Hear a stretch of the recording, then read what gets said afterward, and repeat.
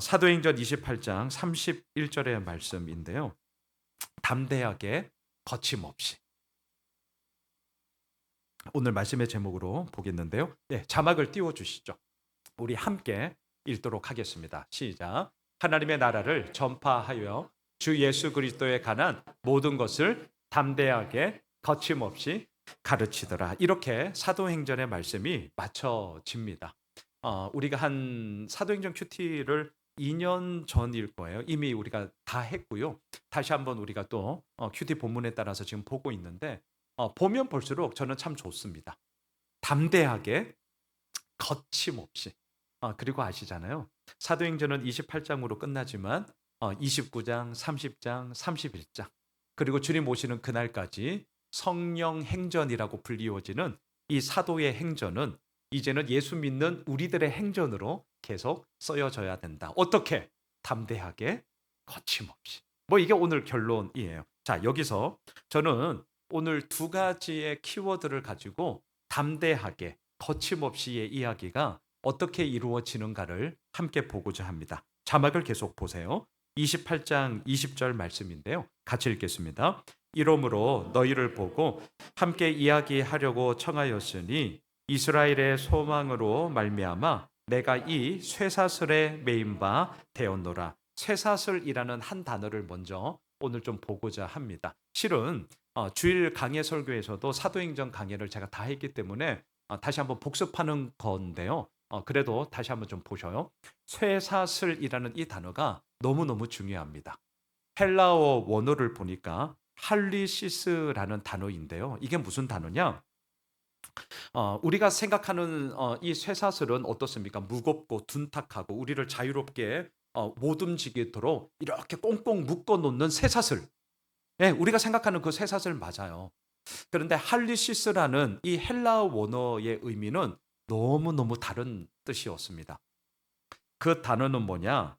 나의 힘과 권세를 자랑하기 위해서 우리가 목걸이, 귀걸이, 팔찌 이런 것 있잖아요. 소위 말해서 나를 내세우고 나의 힘과 권세를 자랑하고자 치장하는 액세서리를 의미합니다. 헬라어 원어에는 너무나 다른 의미죠.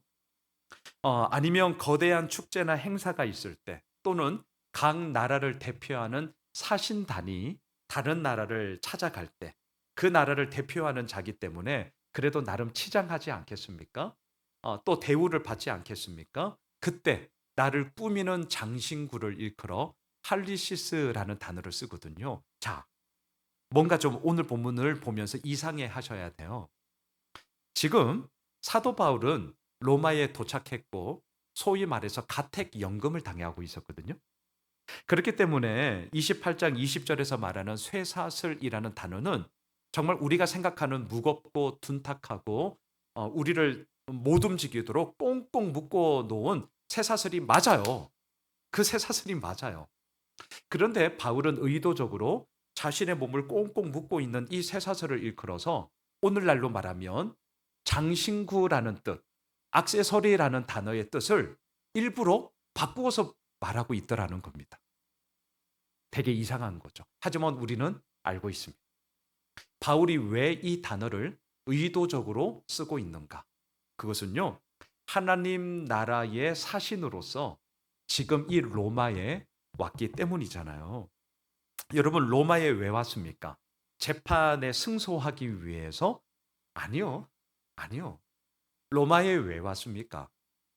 하나님이 말씀하셨습니다. 예루살렘에서 나의 일의 증인이 된 것처럼 로마에서도 나의 일의 증인이 될 거다. 진짜 이 구절 잊지 마셔요. 하나님의 말씀하심이 너무나 분명했기 때문에 바울은 지금 로마에 온 것이고요. 비록 가택연금을 당하고 있었고요. 또한 자신의 몸은 무겁고 둔탁한 쇠사슬로 진짜 꽁꽁 묶여져 있는 게 맞습니다. 그럼에도 불구하고 바울의 입장에서는 왜 로마에 왔느냐? 하나님 나라의 사신으로 온 겁니다. 예수 그리스도의 복음을 전하는 메신저로 온 것입니다. 개선 장군으로 로마에 온 것입니다. 그래서 의도적으로 자신의 몸을 묶고 있는 쇠사슬을 일컬어 장신구다, 액세서리다, 나의 힘과 나의 권세, 물론 하나님 나라죠. 하나님 나라의 권세와 하나님 나라의 영광스러움을 자랑하기 위해서 내세우기 위한 장신구가 지금 내 몸에 있다. 봐라. 이렇게 바울은 말하고 있습니다. 자, 오늘 첫 번째 포인트. 담대하게, 거침없이. 어떻게 이룰 수 있냐고요? 사람들은 나를 묻고 있는 쇠사슬을 일컬어 어떡하려고 저래? 이럴 수 있습니다. 하지만 우리가 바라보는 시선은 완전히 다른 것이죠. 할리시스예요. 할리시스. 하나님의 나라와 권세와 영광스러움을 자랑하는 액세서리를 내가 하고 지금 이곳에 있다라는 것을 우리는 다시 한번 마음에 새기면서 가게 되는 거죠. 제가 이 부분 묵상하다가 가끔 이 얘기 하는데요. 찬송가 28장 복의 근원 강림하사.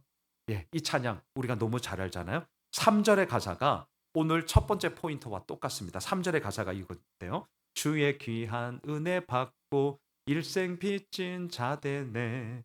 주의 은혜 사슬 대사 나를 주께 매소서. 요겁니다. 요거예요. 아니 주의 은혜가 사슬이 되면 나는 못 움직여요. 쇠사슬이에요. 쇠사슬 무겁습니다. 오늘 바울을 꽁꽁 묶고 있는 거와 똑같아요. 그런데 너무나 놀랍지 않습니까? 그 쇠사슬이 단지 쇠사슬이 아니라 주의 은혜, 주의 은혜, 그것이 나에게 사슬이 되사 나를 주께 매소서. 어떻게 이 고백을 할 수 있습니까? 사도 바울의 모습처럼 우리 역시 하나님 나라의 사신이 되었거든요. 진짜 남들이 볼 때는 그래서 너 어떡하려고 그래? 쇠사슬이 너를 꽁꽁 묶고 있으니까 너 되게 답답하겠다. 이런다니까요. 하지만 존재의 이유와 살아가는 존재의 목적이 우리는 너무나 분명합니다. 잊지 말아 주십시오. 담대하게 거침없이 하나님의 나라를 전파하니라. 예, 이것이 분명한 자에게는 그 어떠한 쇠사슬도 우리를 묶을 수 없고요. 우리를 그냥 올가맬 수 없습니다. 아니, 오히려 나를 묶고 있는 것이 무엇이냐고요? 주의 은혜 사슬 대사 나를 주께 매소서. 예, 그 길 속에 하나님의 영광과 하나님의 나라가 얼마나 큰지를 우리는 보게 되는 것이죠. 자, 또한 계속해서 자막을 한번 보세요. 첫 번째 키워드를 제가 쇠사슬로 잡았다면 두 번째 키워드는 집 이야기를 좀 하려고 합니다. 자막 28장 23절 같이 읽겠습니다. 그들이 날짜를 정하고 그가 유숙하는 집에 앉아오니 바울이 아침부터 저녁까지 강론하여 하나님의 나라를 증언하고 모세의 율법과 선지자의 말을 가지고 예수에 대하여 권하더라. 생각해 보셔요. 지금 이렇게 묶여져 있거든요. 가택연금을 당했기 때문에 로마 군인들이 지키고 있습니다. 그래도 너무나 감사한 것은 면회라고 얘기를 해야 될까요? 찾아오는 사람들을 그렇다고 다 못 만나게 하지는 않았습니다. 자, 날짜를 정하고 그 유숙하는 집에 사람들이 많이 찾아왔습니다. 근데 이 바울은 정말 로마에 온 목적이 분명하죠. 재판에서 이기려고 온 게 아닙니다. 하나님의 나라를 증언하고 언제부터? 아침부터 저녁까지. 모세의 율법, 선지자의 말, 이것을 오늘날 우리가 쓰는 용어로 달리 표현한다면 구약 성경이에요. 구약 성경. 왜? 이 시대에는 신약 성경이 없잖아요. 예. 구약 성경이에요. 모세의 율법, 선지자의 말, 구약 성경. 자신에게 있는 이 성경을 가지고 예수에 대하여서 권면하며 가르치며 왜 내가 로마에 왔는지를 너무나 분명한 목적을 보여주고 있습니다. 자, 아침부터 저녁까지 설교했어요. 권면했어요. 그리고 늦은 밤에는 뭐 한 줄 아세요? 옥중서신 아시죠? 옥중서신. 감옥에 갇혔어요. 가택연금 당했을 때 쓴 서신. 애골빌빌. 예, 애골빌빌. 에베소서, 골로새서, 빌립보서, 빌레몬서. 밤에는요 성경을 썼단 말이에요. 와, 바울은 정말 대단합니다. 담대하게 거침없이 그의 모든 삶의 모습을 이어갔어요. 자, 우리가 이 정도 되면 와, 정말 너무나도 놀라운 결론이 이루어지겠다라고 생각을 하는데 자막을 보셔요. 이런 일이 벌어졌습니다. 같이 읽을까요? 그 말을 믿는 사람도 있고 믿지 않는 사람도 그렇습니다. 참 안타깝죠. 담대하게 거침없이 아침부터 저녁까지 강론을 하고 말씀을 나누고 하나님의 나라를 전했어요. 너무나 대단합니다. 믿는 사람들만 있었으면 얼마나 좋았을까요? 하지만 우리 분명히 아셔야 됩니다. 믿는 사람도 있고 믿지 않는 사람도 있어요. 하지만 중요한 게 무엇입니까? 씨를 뿌리는 우리는요, 그냥 이것을 그냥 받아들이면 됩니다. 그리고 이러한 결과에 의해서 우리가 흔들리기 시작하면 우리가 할 수 있는 동기가 엄청 줄어들어요. 앞으로도 이런 일은 마찬가지일 거거든요. 그래서 우리의 분명함은 뭡니까? 때를 얻든지 못 얻든지, 믿든지 안 믿, 물론 믿으면 좋겠고요. 때를 얻으면 좋겠어요. 그건 모두의 마음이고. 하지만 그렇지 않다 하더라도 우리는 씨 뿌리는 자로서 우리에게 주어진 일을 그저 감당하면, 거두시는 이는 하나님이시기에 그 모든 일은 하나님의 손에 맡기는 것 아니겠습니까? 바울이 마찬가지였어요. 그렇게 전했는데 믿는 사람도 있고 믿지 않는 사람도 있었습니다. 분명히 마음은 실망스럽죠. 좋지 않았을 거예요. 하지만 자막을 보십시오. 바울은 너무나도 분명함이 있었기 때문에 거기에서 낙심하지 않았습니다. 함께 읽겠습니다. 바울이 온 이태를 자기 셋집에 머물면서 자기에게 오는 사람을 다 영접하고 2년 동안 계속해서 이 일을 쉬지 않았습니다. 결과를 가지고 계속해서 바울도 봤다면 믿지 않는 사람들이 여전히 있었기 때문에 이 힘이 많이 딸렸을 거예요. 근데 분명했습니다. 하나님, 저는 때를 얻든 못 얻든 씨를 뿌리는 자로서 저에게 주어진 모든 것을 감당하며 가겠습니다. 거두시는 이는 하나님이시니 하나님께서 거두어 주옵소서. 너무나 분명함을 가지고 나아갔던 것이죠. 자, 30절을 다시 한 번만 띄워주세요. 30절을 잘 보시면 제가 오늘 좀 더 나누고 싶은 말은 셋집이에요. 셋집. 새들어 산 집. 그러니까 가택연금을 당했는데요. 분명히 그 가택연금을 당한 곳이 셋집이란 말이죠. 월세를 내는 집이었어요. 그러면 이 월세를 누가 냈겠습니까? 바울 자신이 냈을까요? 아니면 바울 가족이 냈을까요? 아니면 주변의 성도님들이 내었을까? 답은 3번이거든요. 주변에 있던 성도님들인데 더 정확하게 말하면 답을 알려드릴게요. 자막을 보셔요. 빌립보서로 연결해야 됩니다. 빌립보서에서. 자, 같이 읽겠습니다. 내게는 모든 것이 있고 또 풍부한지라 에바브로디도 편에 너희가 준 것을 받음으로 내가 풍족하니 이는 받으실 만한 향기로운 제물이요 하나님을 기쁘시게 한 것이라. 그렇습니다. 에골 빌빌 옥중서신이라는 것을 잊지 마셔요. 바울은요 가택연금 상태에 있습니다. 힘들죠. 근데 여러분 아시죠? 잘 나갈 때 뭔가 편하게 이루어질 때 그때 함께 했던 사람들 감사합니다. 감사해요. 그런데 이 사람 마음은 어쩔 수 없습니다. 내가 힘들고 어려울 때 내가 너무너무 정말 무너져 있을 때 바로 그때 나에게 이렇게 손 내밀어 주고, 때로는 그냥 아무 말 안 해도 돼요. 때로는 그냥 우리 밥 한 번 먹자. 진짜 밥만 먹어. 그리고 빠이빠이. 근데 아시죠? 그게 훨씬 우리들에게 위로가 된다는 거. 바울도 사람입니다. 가택연금을 당하고 있습니다.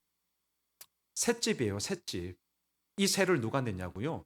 빌립보 성도들이, 다른 성도들이 함께 이 바울, 이 어려워하고 있는, 어려움에 처해 있는 바울을 섬겼던 것이죠. 그래서 계속 자막을 보실까요? 그 유명한 빌립보서 4장 13절 말씀 같이 읽을까요? 내게 능력 주시는 자 안에서 내가 모든 것을 할 수 있는. 여러분, 정말 바울이 믿음이 좋아서 믿음 좋죠. 믿음 좋죠. 근데 그렇게만 보지 마시고요. 가택연금에서 셋집에서 갇혀 있습니다. 그 새에 바울이 낸 거 아닙니다. 바울 가족들이 낸 거 아니에요. 성도님들이 십시일반 모아서 그 새를 낸 겁니다. 자, 그러한 모습들 속에 바울은 하나님을 향한 믿음, 대단하죠. 내게 능력 주시는 자 안에서 내가 모든 것을 할 수 있어. 믿음의 고백이기도 하지만 한편으로는 그 믿음의 고백이 이루어지기까지 함께 동역하고 있는 믿음의 사람들이 있었다라는 거예요. 저는 이거 정말 중요하게 생각하거든요. 그래서 그 다음 구절을 보세요. 4장 14절 같이 읽겠습니다. 그러나 너희가 내 괴로움에 함께 참여하였으니 잘해요. 이걸 꼭 4장 13절만 기억하지 마시고요. 14절도 같이 붙이셔야 돼요.